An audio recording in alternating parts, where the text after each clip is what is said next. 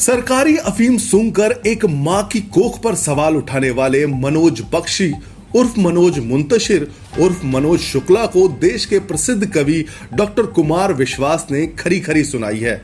कुमार विश्वास ने बिना नाम लिए मनोज बख्शी शुक्ला मुंतशिर पर सरकार को रिझाने का आरोप लगाते हुए नसीहत दी है कि सत्ता तो आती जाती रहेगी, ऐसे में गिरकर झुककर और गंदगी फैलाकर कोई सम्मान पा भी गए तो ऐसी उपलब्धि का करोगे क्या। कुमार ने मनोज शुक्ला को आईना दिखाने का काम किया है, लेकिन ऐसी नौबत क्यों आई, अब हम आपको ये बताते हैं।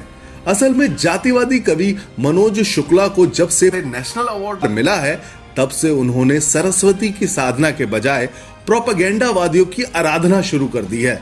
बस उसी का कीर्तन करते करते उन्होंने सोनिया गांधी का विदेशी कहकर अपमान किया और राहुल गांधी की देशभक्ति पर ही सवाल उठाकर उनका तिरस्कार किया। अभी चाइना को भगाया और हमें उस वक्त दुख होता है जब एक निहायत गैर जिम्मेदार राजनेता इस देश का यह कहता है कि हमारे सैनिक चाइनीज सैनिकों से पिट गए। इतनी शर्मनाक भाषा का प्रयोग किया जाता है, कैसे करता है कोई? पिट गए, हमारे सैनिक पिट गए। लेकिन मैं क्या दोष दूं? मैंने चाणक्य को पढ़ा है, आपने भी पढ़ा होगा। चाणक्य का स्टेटमेंट है, मैं कोट कर रहा हूं सीधे। आचार्य चाणक्य विष्णुगुप्त चाणक्य ने लिखा है कि विदेशी माता से पैदा हुआ पुत्र कभी राष्ट्रभक्त नहीं हो सकता। साथियों, प्रॉब्लम डीएनए का है, कुछ नहीं कर सकते आप और मैं उसका।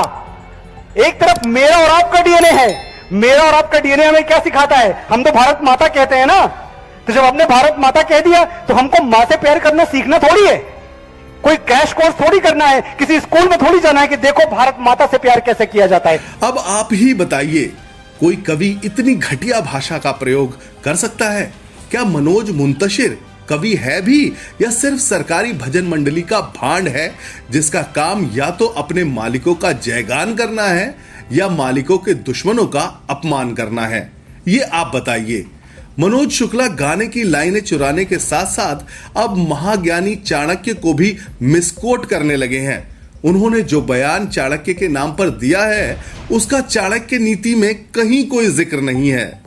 एक फिल्मी गीतकार जो हैं वो भोपाल में अपने भाषण का वीडियो लगाए हुए थे जिसमें ये कहा गया कि विदेशी महिला का जो पुत्र है वो कभी देशभक्त नहीं होता, और इसके लिए चाणक्य का हवाला दिया गया। चाणक्य नीति पहले, बहुत पहले कभी पढ़ी थी, लगा दोबारा देखा जाए भाई चाणक्य ने ऐसा कैसे कह दिया या ऐसा क्या कह दिया जो तब ध्यान नहीं गया था। मुझे लगा अब ध्यान चला जाएगा।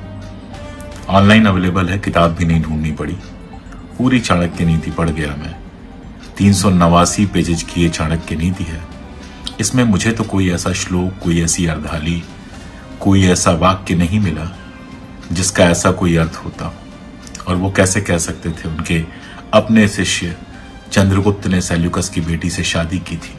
लेकिन एक बहुत मजेदार सूत्र जरूर मिला, वो मैं आपसे शेयर कर रहा हूं। 560वां जो उनका सूत्र है वो कहता है, कूट साक्षिणो नरके पतंती, यानी झूठ का समर्थन करने वाले लोग सीधे नरक में जाते हैं। तो ये जो झूठ है जो लगातार कभी चाणक्य के नाम से कभी किसी के नाम से फैलाया जाता है, इसका अगर आप समर्थन कर रहे हैं तो चाणक्य के हिसाब से आप नरक में जाएंगे। बात अब शीशे की तरह साफ है। मनोज बख्शी उर्फ शुक्ला उर्फ मुंतशिर कवि या गीतकार भी व्हाट्सएप यूनिवर्सिटी का ज्ञान लेकर ही बने हैं। जो आईटी सेल ने भेज दिया उसे ही किसी कार्यक्रम में जाकर बक दिया, बिना ये सोचे समझे कि उससे चाणक्य का भी अपमान होगा और 2 भारतीय सांसदों का भी अपमान होगा जिन्हें जनता ने वोट देकर जिताया है।